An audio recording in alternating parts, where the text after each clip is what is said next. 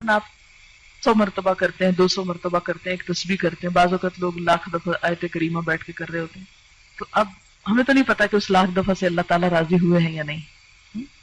ویسے اس نے جب کہا ہی نہیں، مانگا ہی نہیں لاکھ دفعہ، تو ہم نے اپنے پاس سے بنا لیے. نہیں، میرے خیال ہے 1.25 لاکھ ہے، شاید میں غلطی کر رہی ہوں. پتہ نہیں 25 اور کس نے بڑھائے ہیں، کس نے اپنے ہاتھ میں قانون لے لیا. خیر، اب یہ ہے کہ ہم تو وہ کر ہی نہیں سکتے، تو ہم اللہ تعالیٰ سے یہ درخواست کرتے ہیں کہ یا رب، ہم اتنی تیری تعریف کرنا چاہتے ہیں کہ جس سے تیری رضامندی حاصل ہو جائے، تو خوش ہو جائے. سبحان اللہ وبحمدہ عدد خلقہ ورضا نفسہ وزنۃ عرشہ ومداد کلماتہ. سبحان اللہ، پاک ہے اللہ، یا پاکی اللہ کے لیے ہے. وبحمدہ، اور ساتھ اس کی تعریف کے، یعنی اللہ کی پاکی بیان کرتا ہوں اس کی تعریف کے ساتھ. کتنی پاکی بیان کرتا ہوں، کتنی تسبیح کرتا ہوں؟ عدد، تعداد، گنتی، خلق ہی، اس کی مخلوق کی، یعنی جتنی اس کی مخلوق کی تعداد ہے اتنی دفعہ میں اللہ کی تسبیح کر رہا ہوں.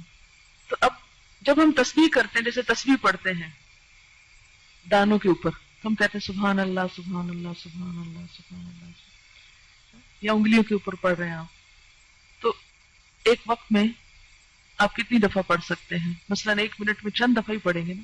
لیکن اگر آپ یہ جملہ بول دیتے ہیں سبحان اللہ وبحمدہ عدد خلقہ، کہ اللہ کی پاکی اس کی تعریف کے ساتھ اتنی مرتبہ جتنی اس کی مخلوق کی تعداد ہے.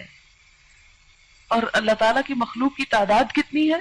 اللہ تعالیٰ خود فرماتے ہیں وَإِن تَعُدُّوا نِعْمَتَ اللَّهِ لَا تَحْصُوهَا.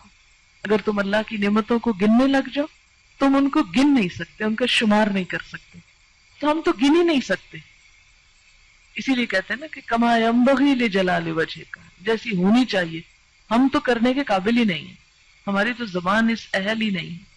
اسی لیے عدد خلقہ ورضا نفسہ، رضا کہتے ہیں رضامندی کو، نفس ہی اس کے نفس، یعنی اللہ کی ذات کی رضا کے مطابق، یعنی اتنی تسبیح، اتنی حمد کہ جس سے وہ راضی ہو جائے. وزنۃ عرشہ، اور اس کے عرش کے وزن کے مطابق. وزنۃ عرشہ، اس کے عرش کا وزن کتنا ہے؟ ہمیں تو کچھ معلوم نہیں کہ اس کا عرش ہے کتنا. امام مالک نے کہا تھا نا کہ اس کے بارے میں سوال بدعت ہے. سوال بھی مت کرو کہ کیسا ہے وہ، ہمیں نہیں معلوم، بس اتنا پتا ہے کہ وہ ہے، کیسا ہے یہ نہیں معلوم. وَمِدَادَ كَلِمَاتِهِ، اور اس کے کلمات کی لکھنے میں جتنی سیاہی درکار ہے. مداد کلماتی، اچھا وہ کتنی درکار؟ سورۃ الکہف میں آپ پڑھیں گے کہ اللہ تعالیٰ فرماتے ہیں کہ لو کان البحر مدادا لکلمات ربی لنفد البحر قبل ان ينفد کلمات ربی، کہ اگر یہ سارے سمندر سیاہی بن جائیں اور اس سے رب کی باتیں لکھی جانے لگے، اس سے پہلے کہ رب کی باتیں ختم ہو سمندر کی سیاہی ختم ہو جائے. ایک اور جگہ آتا ہے کہ 7 سمندر اور بھی آپ ڈال لیں اور اس کو سیاہی بنا لیں اور لکھنا شروع کر دیں، تو رب کی باتیں ختم نہیں ہو سکتی. تو پھر اس کے لیے کتنی سیاہی چاہیے ہوگی، ہم تو اس کے بارے میں امیجن بھی نہیں کر سکتے. فرمایا جتنی چاہیے وہ مداد کلمات، کہ اس کے کلمات جتنے ہیں ان کو لکھنے کے لیے جتنا وہ مٹیریل چاہیے اس سب کے برابر. سبحانک اللہم وبحمدک اشہد ان لا الہ الا انت استغفرک واتوب الیک. السلام علیکم ورحمۃ اللہ وبرکاتہ.